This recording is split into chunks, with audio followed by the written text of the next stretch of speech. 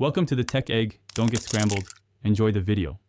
In this video, I will explain how to make Ziggy Doughuts. First, ensure you have all your ingredients ready, including all-purpose flour, granulated sugar, and active dry yeast. Begin by activating your yeast. Simply mix it with about 1/2 cup of warm water and a teaspoon of sugar, then let it sit for 5 minutes until foamy. Next, combine your dry ingredients in a large bowl, then gradually add the activated yeast mixture and other wet ingredients to form a pliable dough. Once your dough is formed, cover it with a clean cloth and let it rise in a warm spot for approximately 1 hour or until it has doubled in size. After rising, gently punch down the dough and roll it out on a lightly floured surface to a thickness of about 1/2 inch. Use a sharp knife or pastry wheel to cut the dough into zigzag shapes.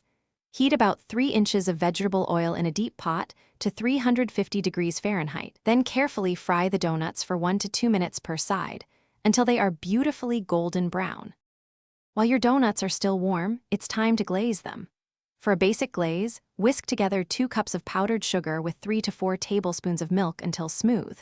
You can also add a teaspoon of vanilla extract for extra flavor. Carefully dip each warm Ziggy Doughnut into the glaze, ensuring it's fully coated. Lift the donut, allowing any excess glaze to drip back into the bowl, then place it on a wire rack to set.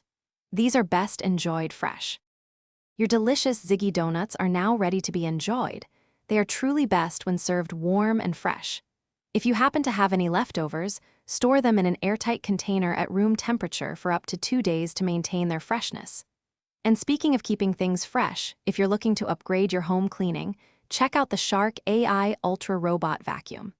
It offers voice control, self-emptying, and is perfect for pet owners. You can find a link to this amazing product, along with other great deals, in the description below. Thanks for watching. Thanks for watching. Consider subscribing if I helped unscramble your problems.